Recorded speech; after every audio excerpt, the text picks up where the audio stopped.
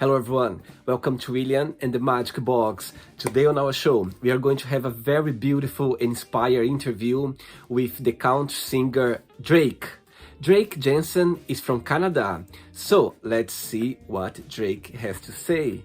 Enjoy the interview. Hello. Hi, William. Hello Drake, how are you doing today? I'm good. It's a very snowy day here in Quebec. Oh my God, don't tell me, I'm already missing Canada. Oh, So yes, I've been back to London like the last 2 days and I'm already missing the snow, I'm missing the time in Canada, I'm missing everything. I love French culture, and I'm married to a Frenchman, and I've been married to him now for 14 years, and I love our family and everything about, the culture of the French, and they're so much fun. I hate to say this, but they're a lot more fun than English people are. Oops. Drake, so where are you from originally then? I'm originally from. Yeah. I was born in Glace Bay, Nova Scotia, in Cape Breton Island, east of here. So it's pretty much the furthest east you can go, except for Newfoundland. I see. And what do you miss the most about your hometown place? I don't really miss where I was born. I've made such a home here that I'm the kind of person that kind of makes home wherever I am. Great. So I don't long to be back anywhere. One of my things that I've really kind of forced myself into doing is living in the moment. And whether it's being here with you in the present time, talking like we are, and not thinking about tomorrow, or not thinking about last month or 10 years ago, because my mind was very busy at one time. So I've managed to quiet my mind a lot and be in the present moment. So with that comes a sense of being content in where you are. And it's a really kind of special place to have arrived to. And so I practice this every day. So I don't really miss anywhere, because where I'm at presently is home. I see. And how long have you been living in Quebec City? So we're not in Quebec City. So interestingly enough, we are about 3 hours from Montreal, closer to Ottawa. We live in a place called Cayamant, Quebec, and the population here is about 700 people. Oh, okay. So it's a very small village in the middle of the woods. It's about 20 kilometers from what I'd call civilization. I'm really happy here. We've been here. We lived in Ottawa for 13 years together. And when Michael was working for the federal government, my husband, and we moved to Quebec mid-pandemic because we were feeling a little bit claustrophobic in the city, and we found that some people weren't following restriction guidelines in our condo building, and we were a little bit uneasy. So we looked for a place here, and we found the perfect place. It just kind of all fell into place. I see. And what do you do for a living, Drake? Tell me a little bit about yourself. So I've done many things in my life, but the mainstream thing that kind of runs through my veins is music, of course. And I've been an LGBTQ music artist most of my life. The most notoriety that I've achieved is when I came out 10 years ago, because I came out back when it wasn't really popular to come out. I came out very early on in my career in 2011. And nobody was coming out then. I just didn't want to be anybody but myself, because I had this thing about who I am, and it's taken me so long to arrive to where I am today that I no longer hide who I am in any way, shape, or form. And so I came out in 2011, and I've had, I look at a lot of LGBTQ artists, and I don't like to compare myself to other people, but I think that in the long run, over the past 10 years, I've done really well, and I've gained a notable fan base. And I think once you have a Wikipedia page, I think you've arrived. So the day I got a Wikipedia page, I kind of thought, wow, people are starting to notice. And then, you know, lots of notable things have happened along the way. The most notable thing that's happened, I just got nominated for Country Artist of the Year Wow. in Ontario with one of the biggest magazines in the capital city, called Faces Magazine. So it's very exciting. And I am pretty much the only LGBTQ artist in the nomination for Wow. country. So it's you know, it's interesting. So that's happened, and you know, I've done a lot of things, charitable work, and I use my music to deliver a message of acceptance and self-acceptance mostly. I feel like I represent men in a demographic of age that is long forgotten by the gay community. Because as a community, I think we have many faults, and I think internally we have lots of things to repair. And so one of the things that I've always advocated for is reparation of ourselves, and for us to be kinder to ourselves. So over the past 10 years with my music, I've managed, I think, to reach a lot of people and to send that message. So that's pretty much one of the most important things I think I've done in my life. Very good. Okay, so through our journey, William the Magic Box, I will explore a little bit about more your career, about your music, and about your life as well. But before we start our journey, William the Magic Box, I was checking your Facebook profile, and there is a phrase that got my attention, and I'd like to tell me something regarding that. I'm gonna just read for you. Art has been my life, ever changing, never knowing what to expect. Tell me a little bit about this phrase in your social media profile. I don't know, you know, I like I said, I think one of the most important things that I've learned, I can't ever speak for other people because everybody is so different, but one of the biggest things that I've learned is to live in the moment. And I find by living in the moment, you start to experience things that you otherwise would have missed. And so I experience so many things on the run of a day sometimes, and they don't have to be these massively monumental things. It could be just sitting there with my husband like I was today on the porch, and we just got a hot tub today. So we're filling our hot tub, and I looked at my husband and thought how lucky I am to be loved by somebody so unconditionally. Oh. You know, so it's all of these things that make life so great for me. And one of the best things, like I said, is that statement kind of encapsulates who I am as a person, because I really kind of ride everything. I ride the good and I ride the bad. And I think I see a lot of LGBTQ artists who come onto the scene and they don't last very long, or they start to suffer mentally because there's so much rejection in our community that it's very, very tough for a lot of people. And I have managed to kind of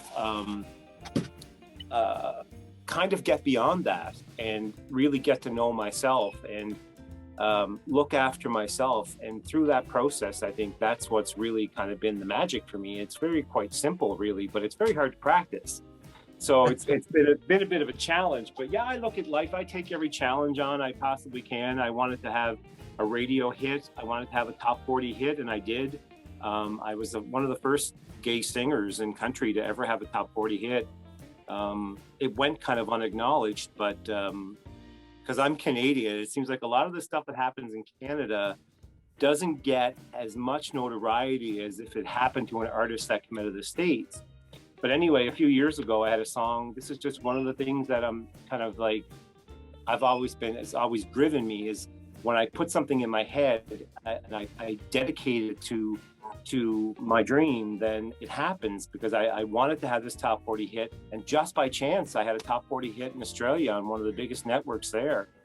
And it was incredibly exciting to see, you know, your name in with all of these huge artists in the top 40 of country music. It was just incredible. And so I kind of, since I've been living by this mantra of being in the moment, things just keep getting better. And so that's kind of what kind of ties in with that statement you're talking about. Very good, very good. Thanks so much for sharing this, Drake. Right, so are you ready to go on a beautiful journey through your memories in life and to share your point of views? Welcome to William. Welcome to William and the Magic Box.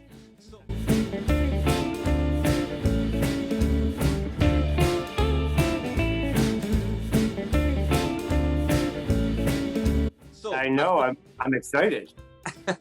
I've got here my lovely box full of random fun questions, okay? I'm just gonna play a song now, so just for us to move a little bit before the first question, okay? Sure. Let's do it. Oh, good. I like. Have me dancing, please. Right. So just before I pick the first question, Drake. So for the game, if there is a question that you don't have an answer for, you don't want to answer, always can change. Okay. All very friendly. Yeah.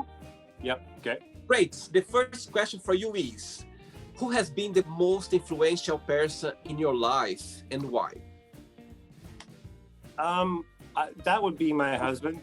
I've been married to Michael for 14 years now, and when I met my husband, you know, I wasn't in great mental condition. I had been in a bad relationship, an abusive relationship before him, and he was the kind of person that just kind of was so incredibly patient, and he's taught me so much in my life.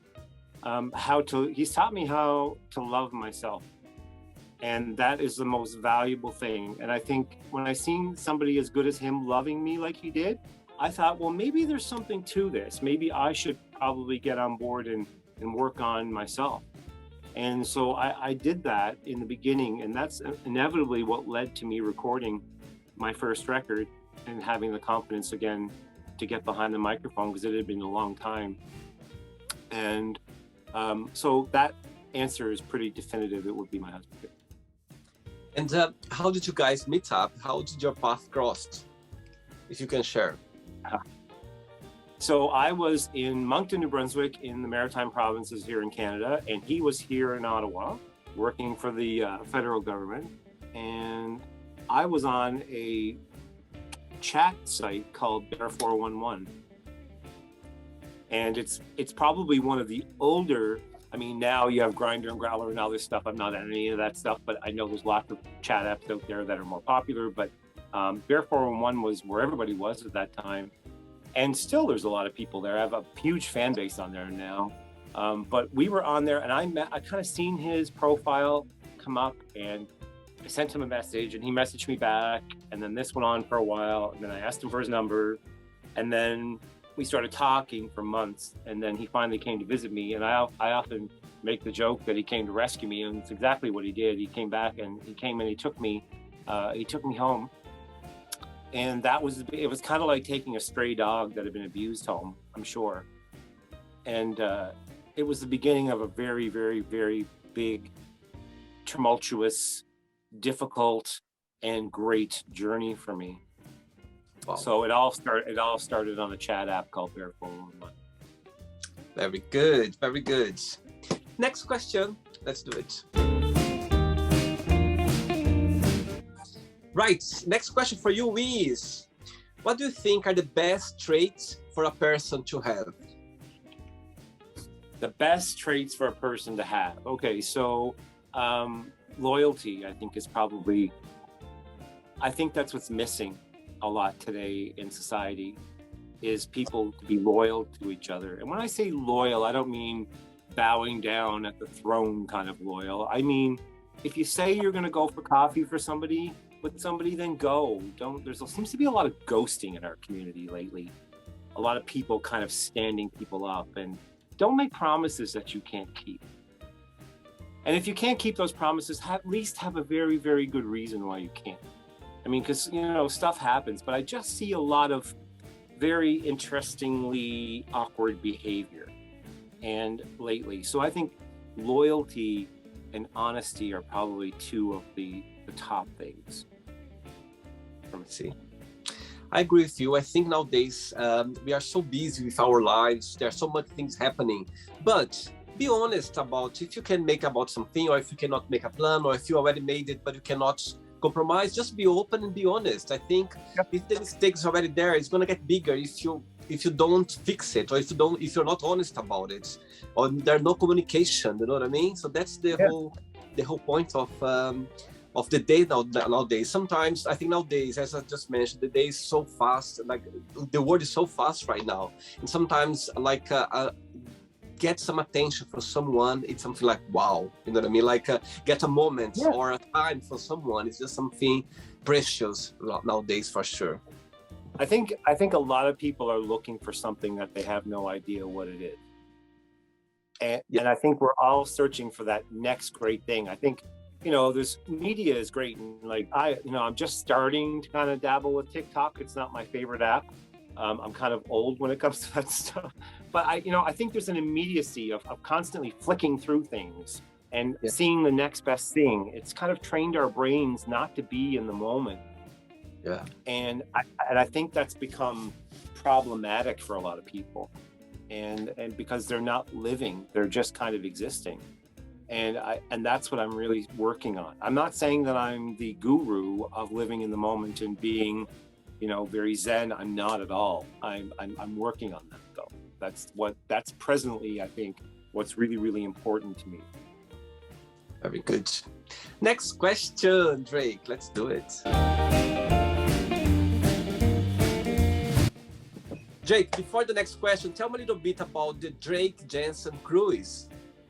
Oh, the cruise. So I met, actually, here we go again, on Bear 411. I was approached by a travel person by the name of Dave Fowley, and he runs Bear Voyages. And he had asked me, he said, would you like to do a cruise with us? And I was like, sure, I've wanted to do one for a while. So we put together an exclusive kind of chartered event that's going to take place, hopefully, as long as Omicron goes away sometime this year, in December. It starts December 3rd of 2022, and it's going to be on the Princess Sky ocean liner, which is an incredibly beautiful boat. We're going to have 4 very exclusive events with me and my music partner, John Hemingway. He's another person you might want to interview sometime. He's very interesting. So he's produced a lot of stuff for me, and my other producer, Jonathan Edwards, is coming along with me. So we're going to have the band of 3, and we're going to be doing a lot of music. And then we're also going to have an event where I'm going to talk about my life and my experiences, because I've had a very interesting journey over the past 51 years here. And so I want to tell people about my journey. I've never really gotten to do that. So the cruise is going to be 7 days, and we're going to Belize. So it's going to be an incredible event. More people are signing up now, which is really, really exciting. So it's going to be a lot of fun. I think it's going to be a great time. Amazing. Very good. Next question for you is, what is your favorite guilty pleasure TV show? I think one of my favorite all-time series TV shows was a series that was produced by Steven Spielberg called The United States of Terror. And it was starring Toni Collette, and she was playing a housewife that had 2 children and was affected by dissociative identity disorder. And it was a riveting kind of comedic view into a very, very complex mental illness. And I was really, really enamored by it, and I could watch it over and over again because it dealt with something very, very serious, but made it very, very funny. And it kind of gave a lot of perspective about things for me on life. And I really love that series. So that's probably one of my favorite shows of all time. When was the last time that you watched it? Oh, a couple months ago. It's always a toss-up between like that and Priscilla, Queen of the Desert. I see. It's my go-to thing. Like if I really want to cheer myself up, I go to Priscilla, Queen of the Desert. It's just one of those things. Very good. Next question. Let's do it. Next question for you is, Drake. When was the last time that you cried, and why? That happens every day.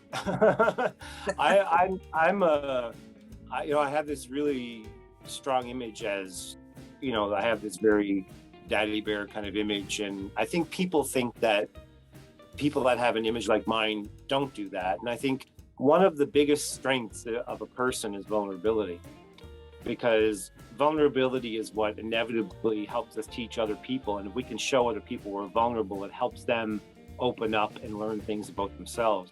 For me, I don't know. I just cried listening to the new ABBA record. There's a song on the new ABBA record that I can't get through without crying. Wow. And it's and a lot of people are saying, "Oh, I don't like that song. It's not my favorite song on the album," but it's a song called Bumblebee. And Bjorn Ulvaeus wrote it for Frida because she's an environmentalist, and she's always been, over the past 30 years while ABBA has been dormant, she's been very active about the environment. And Bumblebee is about the disappearance of the bees and how the bees have become intolerant to our environment, that we've made a toxic environment for them. So every time I listen to this song, I just hear this, and I hear the maturity in her voice, and how 40 years has gone by so quickly, because I was such a fan when I was a kid. And this song is really special. So every time I listen to it, I can't listen to it when there's too many people around, because it really gets to me. It's the power of music, I guess. Oh, we love ABBA, don't we? I think we all do, and there's a lot of closeted ABBA lovers too. So I think, to the closeted ABBA lovers out there, you can come out now. It's time, please. It's time. They're back now. It's time. Yeah. Yeah. It's another opportunity. Yes, absolutely. Next question. Drake, before the next question, tell me, how did the music came into your life, the country music, and when was the moment that you realized that I came to this world to be a singer? There was a moment, or through your life you kind of saw that? So I started singing when I was 4, and it was always something that I did that made me feel really good. When I was singing, nothing else really mattered. The country music thing, because interestingly enough, what's happening to me lately is I'm getting labeled as a crossover artist, because I've done some pop stuff too. And I really like the fact that people are kind of veering away from just the country thing, because I'm not just country. I've done so many different things. My voice might be country because I grew up, my father was a big influence on this. My mom, they were both big music lovers. It was John Denver and Dolly Parton and Garth Brooks and the Judds, and it was Reba McEntire, and it was Ronnie Milsap and Charlie Pride, and all of these people that they played at home that just had a really great influence on me. And then, when I was 9 years old, I got money for my birthday, and my mother took me into the record store, and I bought Voulez-Vous by ABBA, and that was another big thing for me. And I started to really sing then. And I started to sing in church, of course. I learned to sing in choir, and then I started taking voice lessons, and from one thing led to another, and then I was playing in bands. When I was in my early teens, when I was 16, I was in bars playing in bands.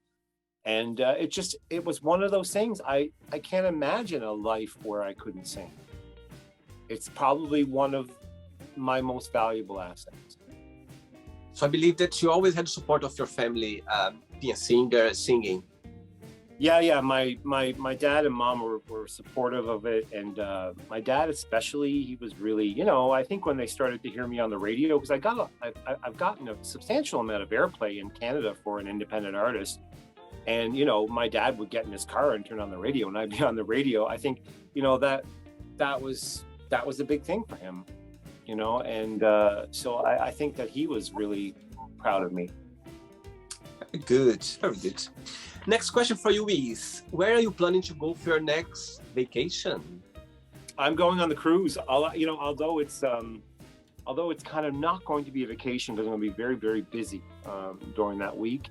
But I don't look at music like it being work.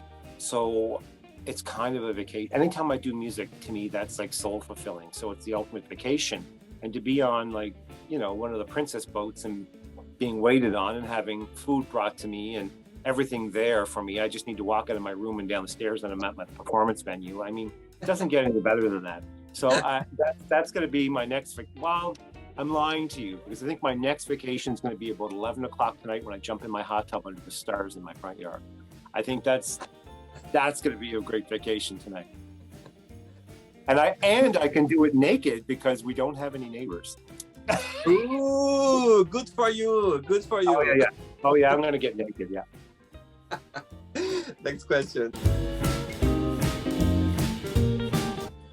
I think I missed the opportunity. I should have booked you later so I could get you. You're naked in the bath, so you could do the magic box. Oh, I'll take pictures for you.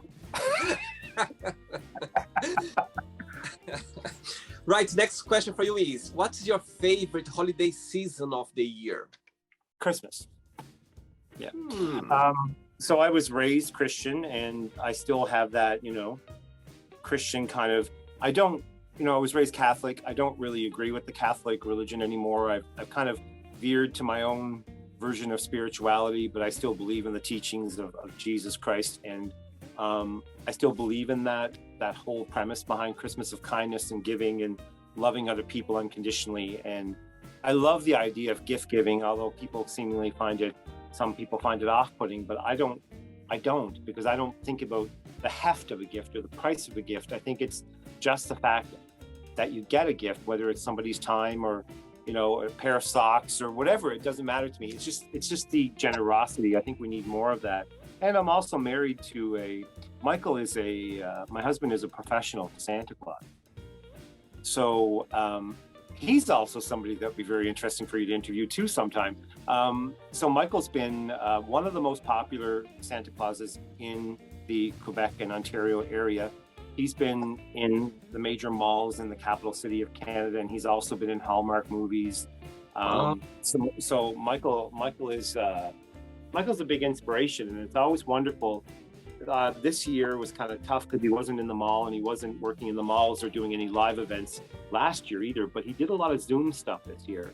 So I got to listen to everything and the kids and the wonderment of the whole thing. It's constantly kept alive.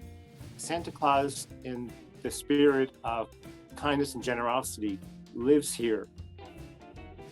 Yes, I must say as well, Christmas for me is like the season is just so beautiful and touching. People, they get more cozy with each other.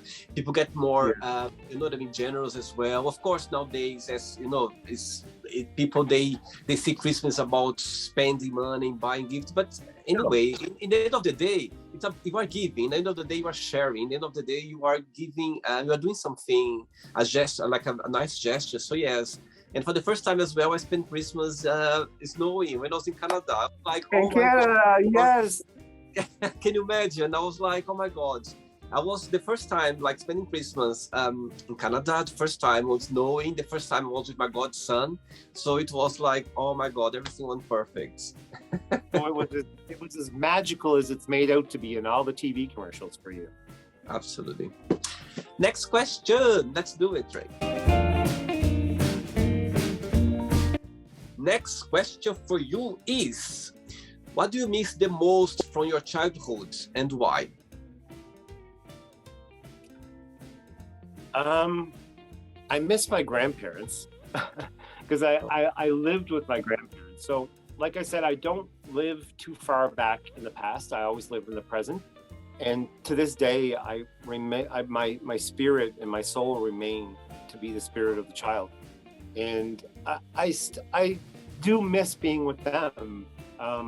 I lived with my grandparents, and because I left school at a very early age because I suffered some pretty bad abuse in school. So I took shelter with my grandparents, and I listened to music there, and I learned how to cook there. And when they became older and got ill, I stayed and I took care of them. And I miss that time because that was a real big gift. To be there with them, and I miss them. So, and I think about them often, especially at Christmas time. I think about them a lot. But yeah, that's probably the only thing I really miss from when I was a kid. Very good. I think our grandparents always left like a beautiful mark in our hearts. You know what I mean? They left like a beautiful touch. Yeah, mine did for sure. Mine were incredibly generous. I mean, my grandfather. My grandfather bought me my first synthesizer. He was a big supporter of my music. So yeah, I really miss them. Good. Next question. Let's do it. Before the next one, as I can see, you have this beautiful beard, this beautiful mustache. Tell me, how does it take for you, like your daily basis, to look after it? How is the process, the maintenance of your beard? So the beard needs its own time zone. So I guess one of the beauties of, because I don't have a hair in my head, right? So I'm really, really bald, and really, really bald guys usually get really nice beards, and it's a testosterone thing. So yeah, the beard regimen, this is the longest I think it's ever been. So I've taken a challenge to grow it to here. I really like how it looks. I'm starting to get acclimatized. I'm a hairstylist by trade, barber. So I barbered and hairstyled for 30 years, basically, off and on. I'm a master hairstyling instructor here in Canada, so I can teach across the country if I want to. So every day, it needs to be, of course, washed, and it has to be conditioned because it's so thick. My beard is like seriously so thick you can barely get your hand through it. I'm very lucky that way. I blow it out with a blow dryer and a brush, a flat brush. Today it's been slightly flat ironed and a little bit more pruned than I usually do it because I like it to look nice in interviews, because I haven't done it in interviews and I look back at interviews and go, oh, why did you do your beard? so it takes a little bit of wax. I use a brand called Oh So Scruffy. It's a friend of mine who's actually coming on the cruise and sponsoring the cruise. He's in Texas, so if you're looking for a great beard product, I use his balm. His beard balm is amazing. And the mustache just kind of curls on its own. I'm really lucky. I've got great hair genes when it comes to my beard. So, and it is, I do say that I can't remember what artist it was. Who was it that had the milkshake that brought all the boys to the yard? Not sure. I can't remember.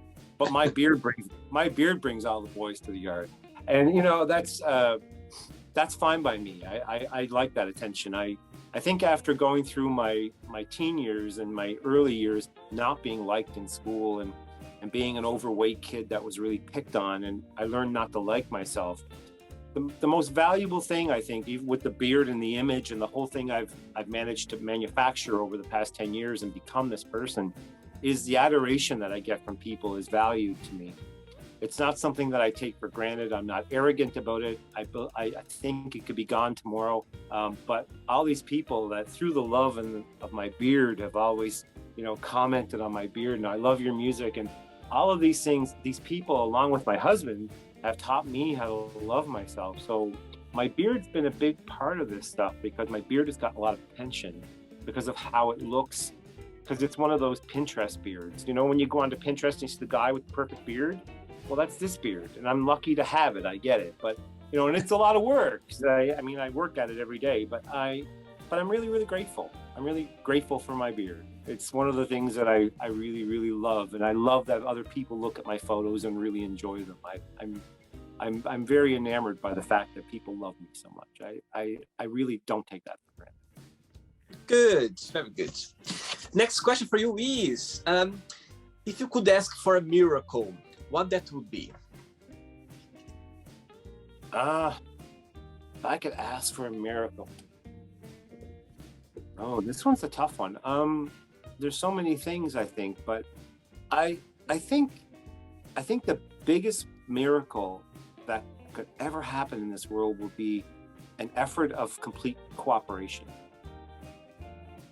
where people consider other people. And because I think over the past 4 years with the last presidency in the United States and a lot of the divisiveness that's happened in some of the leadership in the UK, I've watched this stuff kind of transpire, and these leaders have such an influence on people. And I wish that there was more unity in the world. I have a lot of, so we're back to the beard again, but I have a lot of fans on Instagram that are from the Middle East and places like Kuwait and Iran and Lebanon, and none of these people can be themselves.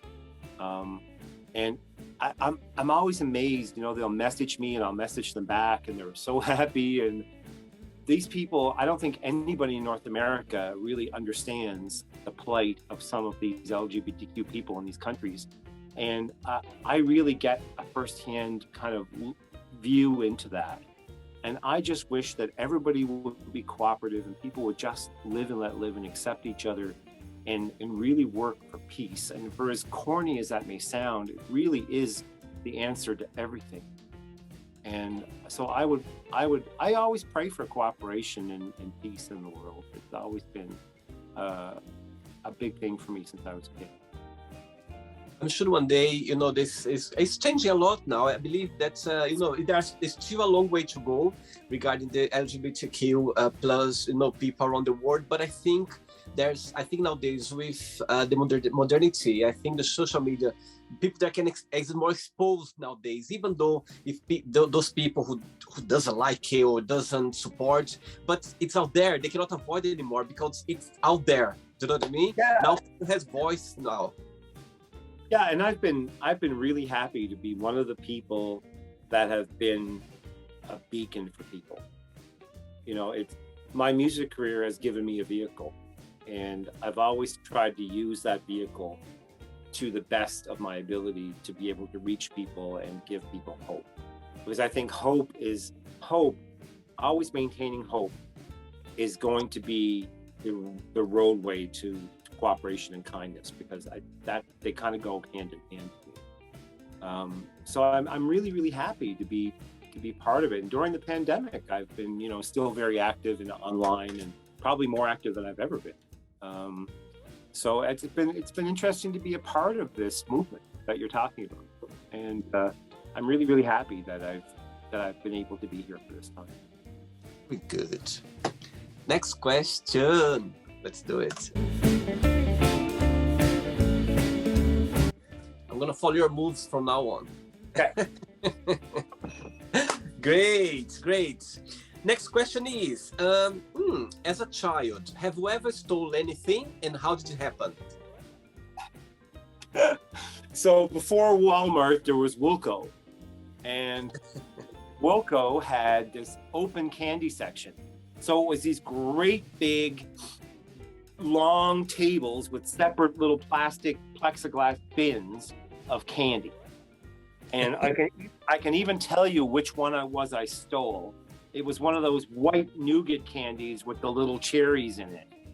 And I remember stealing a couple of candies and having them in my hand. And I was young, like I'm talking like, oh God, William, I was 4 or 5. And getting outside and opening my hand, and my mother looking at that didn't go over very well. But anyway, yeah, that's the only thing in the world I've ever stolen was that candy from Wilco. I don't think Wilco missed the 2 cents, but I'm just saying, you shouldn't steal. I think all of us as a child were tempted to get those sweets, you know what I mean? It's just the act of doing it was an adventure. Well, people do it in the grocery store today. You can see them. They're taking strawberries. When they're trying to figure out whether the strawberries are good or not, they're plucking one of those mothers and they're eating that, right? So that's stealing too, right? So I try not to do that stuff. You know what I mean? Next question. Drake, before the next question, as I can see, my God, how much you love music, how much you love being a singer. But of course, there's always a challenging part. And what that would be, in your opinion? The biggest part of being a musician or an artist in general is rejection. And dealing with rejection is probably that's one of the most challenging things. I think in the beginning, I had a very bad habit of reading reviews. And somebody that I was affiliated with early on told me, if you're going to live by those reviews, you're going to die by them. And I didn't understand what he meant, but I didn't understand what he meant when I was getting the good ones, because I was living by them. But when I got a few bad ones, that's when I started to die by them, because it really took me down. So I had to realize that I shouldn't read what other people think about me, that I should just create and put it out there. And I still remain, to this day, I don't read Facebook comments hardly, unless somebody direct messages me with something really kind. I try to respond, but I really don't read reviews or anything anymore. And so I think being an artist, especially during the pandemic where people can't perform live, artists already have very fragile egos. you know, I'm always honest about stuff. Like I said, I've built a very strong, I have a very lumberjacky kind of big hairy guy, big beard, big strong guy. And I am that guy. I am that strong guy. I do spend my days cutting wood in the woods. I do that. That is who I am. I'm not a faker. I'm not a poser. All the pictures you see, I'm usually cutting wood before or after I take those pictures. I mean, that's who I am. I'm a woods guy. I like being out in nature, and that's who I am. But there's this very vulnerable person on the other side that always wants everybody to love him, and, you know, always is very, very sensitive to everything. And I think that I like to show people that I do have that side too, because that's who we are as artists. We're very vulnerable. So I think probably rejection being the number one hurdle to overcome in my life as being an artist. Yeah, as they say, the most strongest people, they are the most sensitive ones as well. So it makes some sense what you're saying, for sure. Oh, I'm incredibly overreactive emotionally to a lot of things, but that I completely accept about myself. So I've learned how to ride that, and I've learned how to channel that into my music. Okay, good question. Next one. What makes you most uncomfortable about dating? As you've been in a relationship for a very long time, I might skip this one if you'd like to. I don't know. You know, for me, I think one of the biggest things was the sex aspect of things. Because I'm glad that I'm over that hump and that I was married. Michael and I got married 6 months after we met. We had a great sexual relationship, and we still do. But for me, I'm the kind of person that can't have a sexual interaction with anybody that I'm not emotionally attached to. So I would be a mess. I would be the loneliest, probably, gay man in the world right now in this society of where people are seemingly wanting just to hook up and move on to the next person. I wouldn't be very good at that. So I'm really, really fortunate that I'm married to somebody that really, really loves and honors the person that I am. And like, it really is one of the most important things in my life. And, you know, it's one of those things that I look back on and I kind of go, oh, thank God I'm not on the scene today. Because I really can't have anonymous, non-committal sex with people. It's really difficult for me. And it's just who I am. And it's part of who I am. And it's something that I don't do. So I look back on that. And if you were to ask me what would I be really awkward about, it would be that. I see.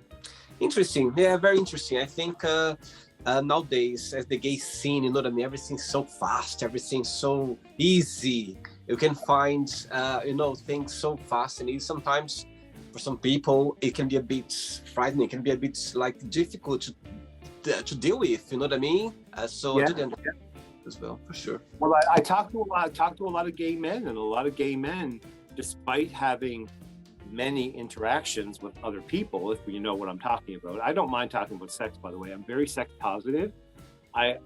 The way I look at things, I remember watching news one day, and it was during the war in the Middle East, and they were showing like this wall that had somebody's brain splattered on it. And I was eating my dinner at the time, and I thought, why is it that we can show people this at 5 o'clock in the afternoon, but we can't talk about sex? You know, we can't talk about an interaction between two humans. So I'm very, very sex positive about things. So I don't mind talking about sex because I love it. I'm a very, very sexual person.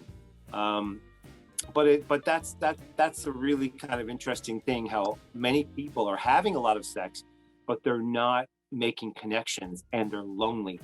And there's a definitive vein of lonely people in the gay community that are my age and older, and it's becoming a systemic problem because I see it and I hear it from them, because I do interact with a lot of people online. I do answer people and talk to people, and I try to be there for a lot of my friends, and I hear this over and over again, and it's becoming a little bit concerning because it's causing depression, it's causing anxiety. So it's something that I kind of look at and go, I'm glad I'm not in that vein of what's happening right now. I would not be very good at it. And again, I believe that, of course, there's not right or wrong. You know what I mean? I think people they should live, or you know what I mean, understand sex the way they think or they feel good about it. But you need to be, as you said about being lonely, you just need to see and to put everything in a balance to see if, you know what I mean, if it's worth it to live this kind of let's say life or not. Do you know what I mean? But like I said, I'm really sex positive. It doesn't matter to me. I have yeah. friends that are sex workers. You know, I don't judge people. It's whatever. But at the end of the day, if you're still lonely and you're depressed, then you have a problem. And there's a lot of people out there like that. And I'm kind of seeing a real trend. And people are telling me the same things. And it's not just people from one demographic. It's people from all over the world that say this. So it's something that always kind of concerned me. Good. Drake, I have 3 questions left for you. Three left. Let's do it. Okay. Who is your biggest idol and what have you learned with this person? Oh God, well, you know, if we're talking about some people that I aspire to meet, that would be ABBA for sure. And I've kind of put this out to the universe. I think we're going to try to go over to Sweden and do some recording in Benny Andersson's studio. So it's one of the things I'm going to aspire to over the next couple of years. I would want to meet them. I think I would want to meet them because their music carried me so much through my teenage years when I was having so many problems emotionally with myself. And I think that music gave me so much hope. And, you know, and then to see them come back this year was a miracle. You know, I really thought the world was, when ABBA decided to make another record, I thought the world was going to come to an end. I really thought it was really special. And so I would really like to meet ABBA. I don't care whether I meet them all or meet just a couple of them. It doesn't matter. I would just like to be able to express the gratitude that I have for them. And they were kind of like my musical parents in a way, because I always aspired for that excellence in music. I'm kind of getting there. It's starting to happen now. So I'm kind of excited about what's going to happen over the next couple of years. But yeah, we definitely be ABBA. Before they announced of the comeback, did you thought that they would go back again one day or not? Like genuinely, did you think that? Yeah, I did. And you know, when they had their last record and they announced that, oh yeah, I heard it on the radio, because back when I was a kid, there was no YouTube. You couldn't go to YouTube. You couldn't go to any of these. There was no social media. There was nothing. So everything I heard was on the CBC, which was the Canadian Broadcasting Corporation, or like the mainstream radio. So we heard that, you know, they weren't making any more records. I was devastated. I was 10 or 11 years old then. 11, I think. And, but then, you know, Muriel's wedding happened, and all of the mentions in Priscilla, Queen of the Desert happened, and all of the Mamma Mia stuff happened. And I thought, this is just getting way too big for something not to happen again.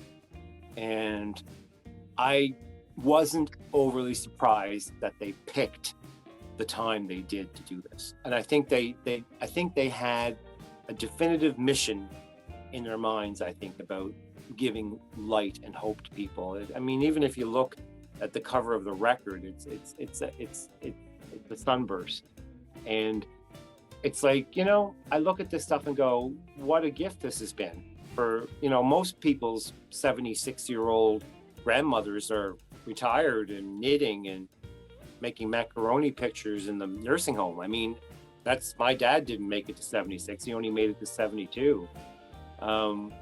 So you have them, and they're in their 70s and starting to push 80, and they're making amazing music. And I think, you know, that kind of gave me a lot of hope. It gave me, because, you know, I'm 50, I'll be 52 in a couple of months. And I thought, oh, I'm getting old. And then when I seen ABBA come out with a new record when they were 78 years old, I thought, I'm not old at all.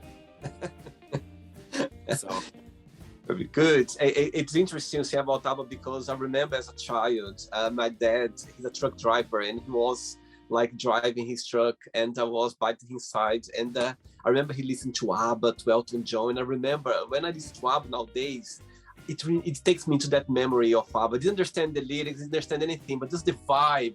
I think that's why I like ABBA so much nowadays, because it brings me, ever listen to those songs from the 70s, 80s, it feels like they just recorded like last year or this year, because it's so fresh, it's so rare, it's new, that it's always gonna be there for sure.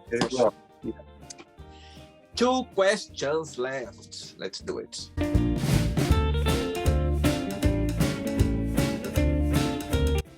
Right, next question for you is, tell us something interesting about yourself. Something interesting or something funny? Either way. Something interesting. Oh, I'm not really that. I'm not. I'll quote ABBA. I'm nothing special. In fact, I'm a bit of a bore. But in my regular life, I just have this very mundane, kind of very quiet life. I'm not this socialite person. I live in the woods. I love chopping wood. It's one of my favorite things to do. So as you can see, I'm not that interesting. But I do collect easy bake ovens. So I have a collection. So one of my passions has been cooking. I've been a passionate cook my whole life. My grandmother, I was raised in an Irish-Italian family, and my great-grandmother was from Ireland, and the other side was from Scotland, and then the other side was from Italy. So I grew up around really great food, and I love of baking my whole life. So when I was a little kid, I wanted an easy bake oven for Christmas, and I got one, and it was the start of an obsession. So right now I have every model that was ever made in the world of easy bake ovens in my house. And I also have the original copyright, patent pending schematic for the very first design of Kenner's easy bake oven on a poster board on my wall in the office. So it was just so monumental to me. And back then, when I asked for an easy bake oven, only gay guys asked for an easy bake oven for Christmas. I mean, I wanted an easy bake oven. I thought everybody should know how to cook. I didn't think cooking or baking was gender related. So my father was a little bit apprehensive. I think he thought it would turn me queer. Little did he know that it didn't take the easy bake oven. It wasn't an easy bake oven. I always make the joke that it was my mother playing the Culture Club album. She played Karma Chameleon so much that it turned me queer. But I remember asking for this easy bake oven. I got it, and it was the beginning of a long love of toys and the magic of what creativity that some great toys can bring to people. And I've always had this collection of easy bake ovens. I have every one that was ever made. So that's probably one of the most quirky things that most people would look at me and kind of go, okay. So it's a thing, but I really enjoy it. And they're just sitting there on the shelf. I don't use them, but I just have them all. It's kind of like this nostalgic shelf of things that I love so much. Oh, sweet, very sweet. I think your husband is very lucky to have you around to cook for him. I love to cook. And I'm a very basic cook, but the stuff I cook is very rustic stuff, and I love to experiment, and I don't ever use recipes. So because my grandmother always taught me how to cook. My grandmother was Italian, and she was just like, well, throw this and then throw that in and flavor it with this, and then you taste it. And I'm like, so that's the way I cook. Where my husband, if he cooks, he needs a recipe. Me, not so much. I just like to experiment. Very good, Drake. Ready for the last one? I'm ready. Let's do it.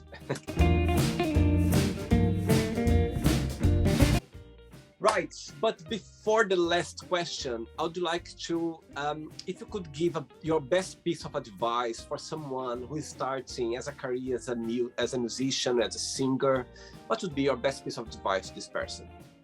Never compare yourself to anybody else. You'll never be able to find who you are and develop yourself while you're studying somebody else's model. I think you can look at other people and see what you like and what you love and what you don't like and what you don't love in other people, and then apply it somewhat to yourself. But I think you really need to look inside, not outside, and you should never compare yourself to what other people are doing. And because that's what I did a lot in the beginning. I started to compare myself and what I was doing and how I sounded and what I dressed like and the body type, because I always had body issues my whole life.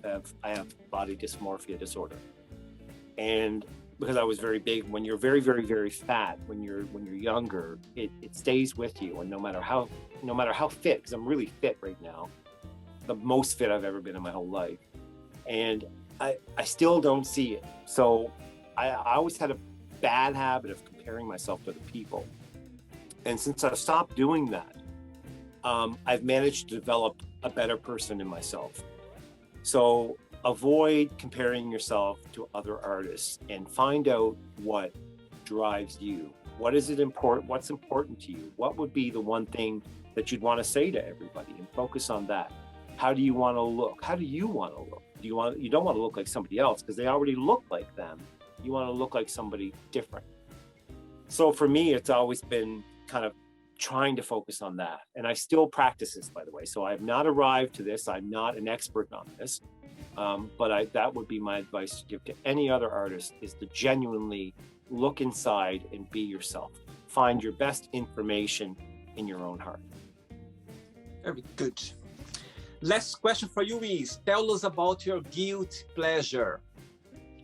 Food. That was an easy answer.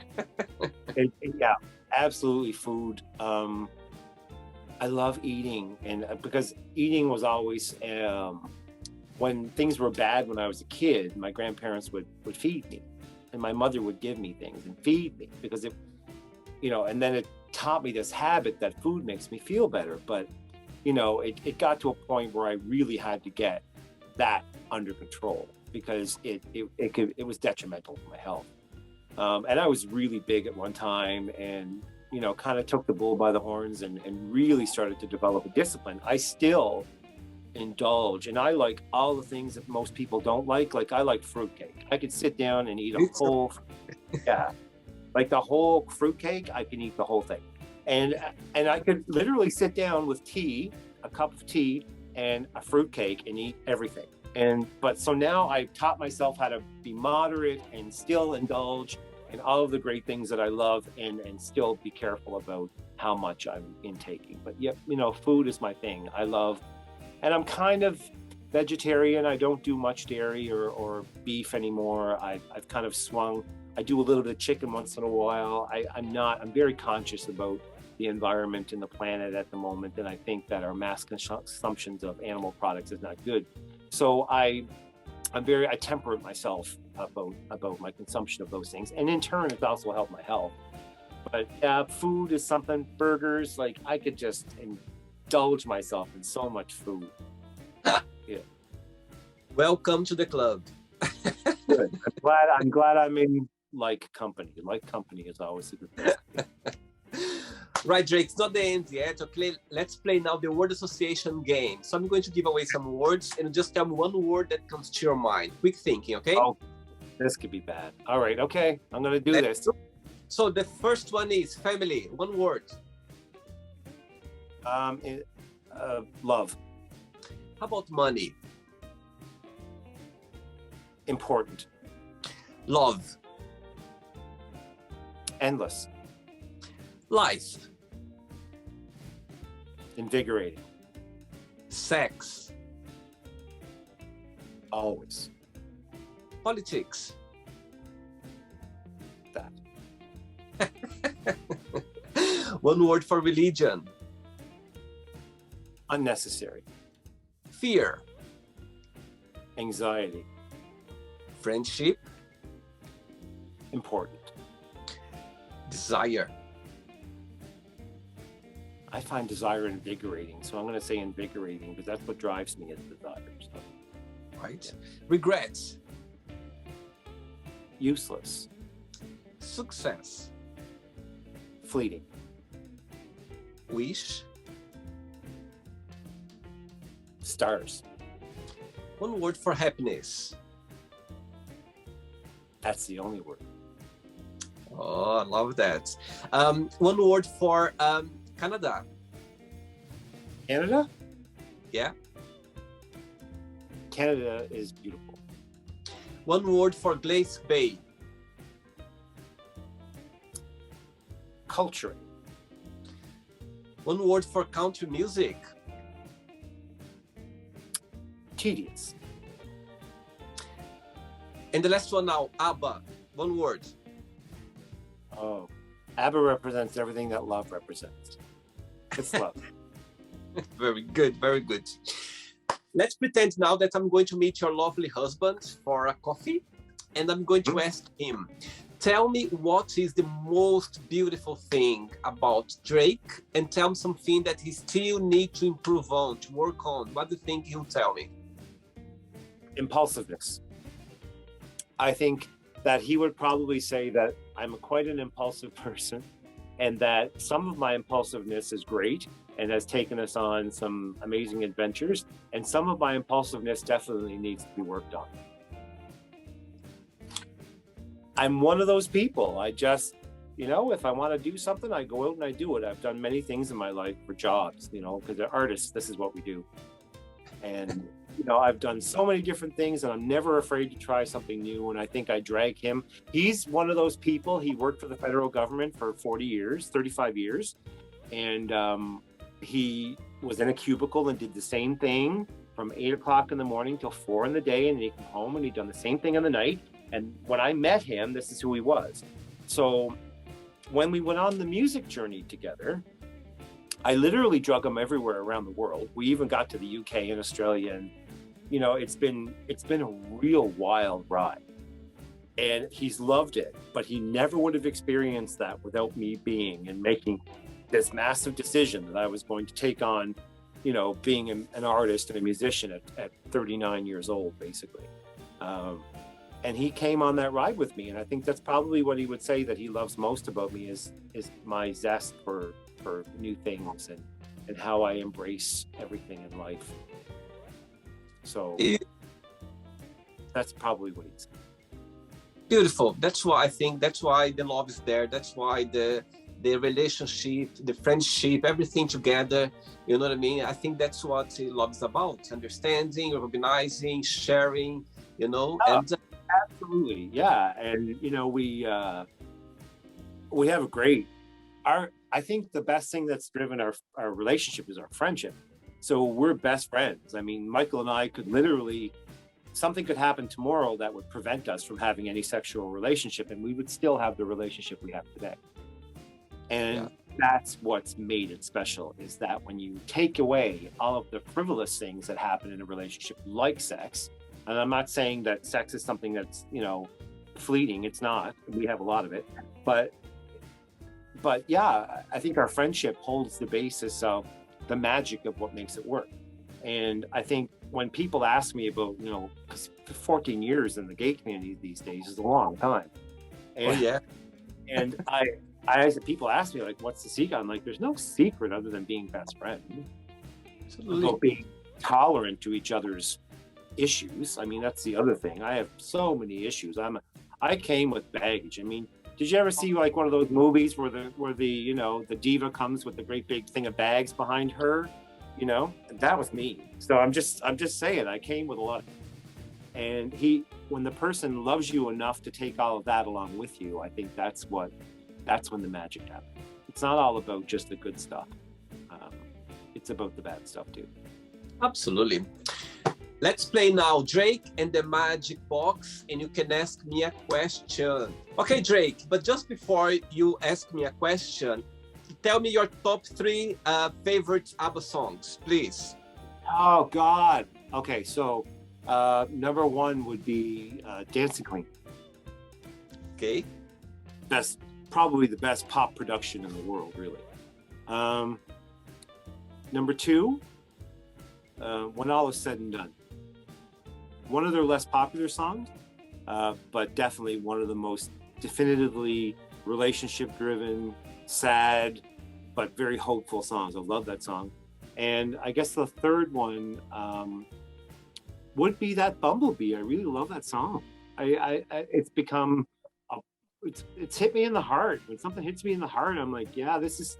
I don't listen to it all the time because it's so emotionally driving for me, and that's a great thing, you know. So that's my top three. Very good. Right, you can ask me a question now, Drake. Okay, so when you wake up in the morning, what is the one thing that drives you to get out of bed every day, no matter what's happening in your life? Right. I love the question, by the way. I love the question. And I must say that I'm an early bird. I love waking up in the morning. For me, the best part of the best time of the day, when I wake up, it's like, well, I'm very slow, by the way, in the morning, but it's just the best part of the day for me. It's I just love it. And it's going to be very easy. It's this project I'm working right now, Within the Magic Box.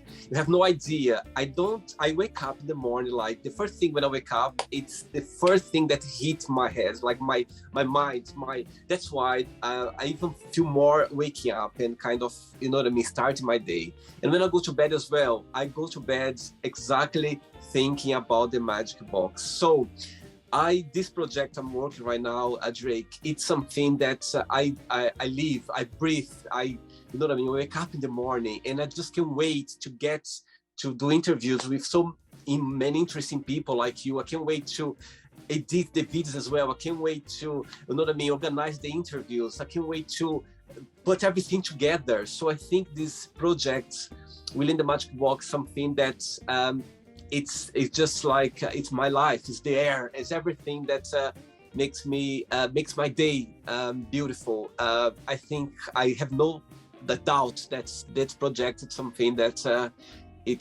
I go to bed thinking about, and I wake up every morning like I can't wait just to wake up and start my day and start to get things together, for sure.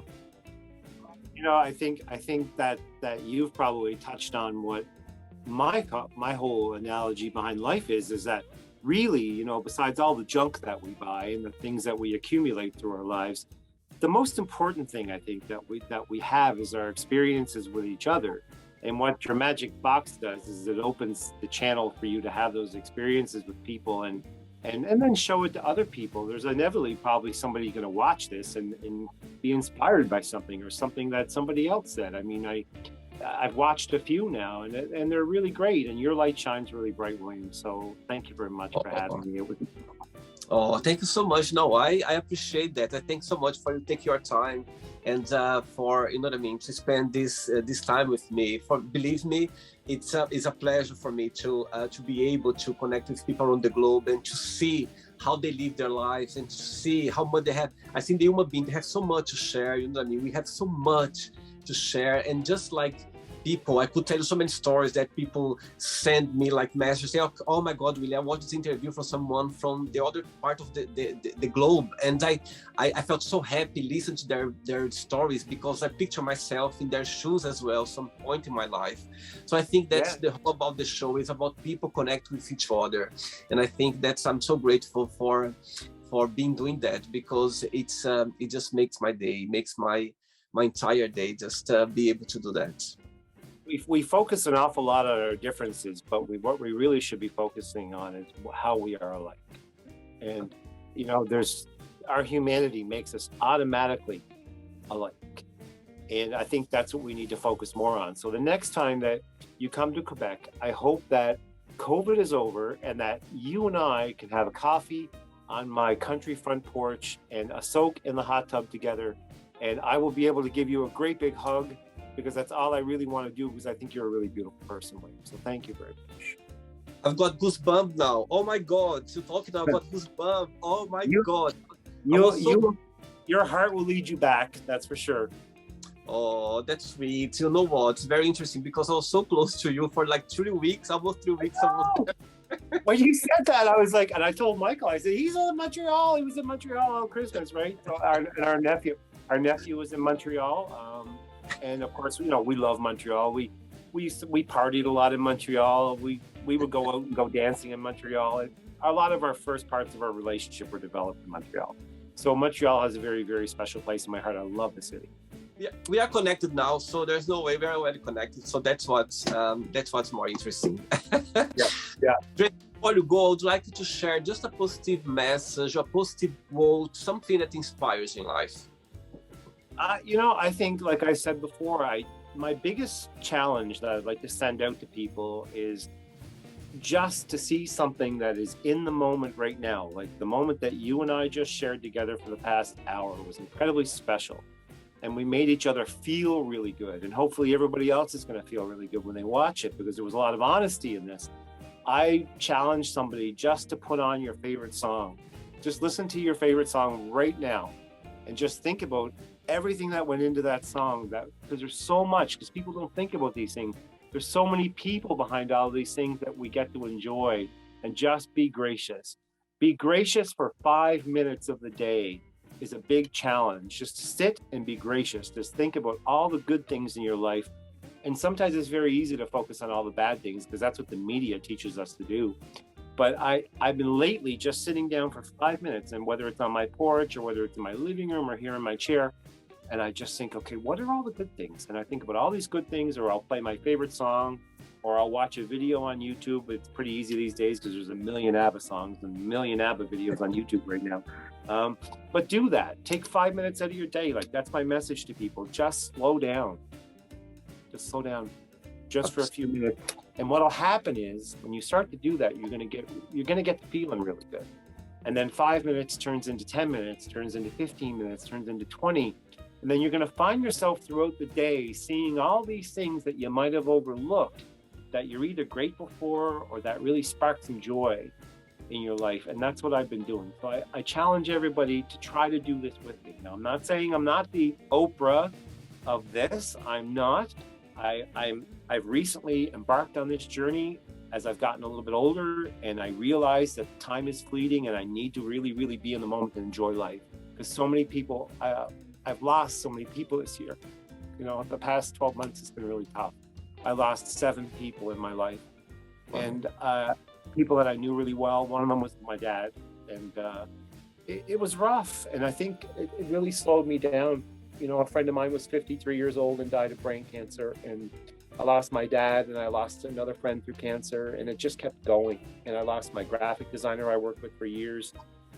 It was just one after the other. And it was like life was just pummeling me with people leaving. And I thought, how do I rectify this? How do I feel better? How am I going to not be so sad? And it was just in graciousness, being in grace and being in grateful moments that really helped me. And I thought to myself, okay, there's something to this. This is not bull. The Secret is not bull. Even some people look at The Secret and go, oh, it's such a pile of crap. It really isn't. There is something in it. Somebody gave me the book 9 years ago, and I read it, and I always kind of tried to apply it, but I wasn't able to quite connect. But last year and the past 12 months have really helped me connect. And I think that just sitting down, this is my message, sit down for 5 minutes and think about every day, sit down for 5 minutes and think about all the things in your life that you're lucky to have and that you're grateful for. And every day things will get better.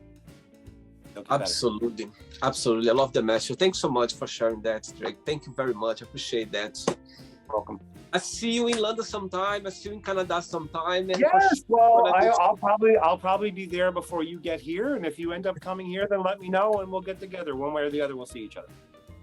Happy New Year. All regards to your husband. Enjoy your year ahead and keep in touch. Okay, thanks so much for the interview. Thanks, William. Love you. Bye-bye. Take care. Bye. Bye. So, did you like the show? Don't forget to give a like, share it, and also don't forget to subscribe to the channel. And if you'd like to be part of the show as well, first, subscribe to our channel, and after that, just go to our website, www.williamandthemagicbox.com and send us a request saying why would you like to be part of the show. And I see you there. Bye bye, see you next time.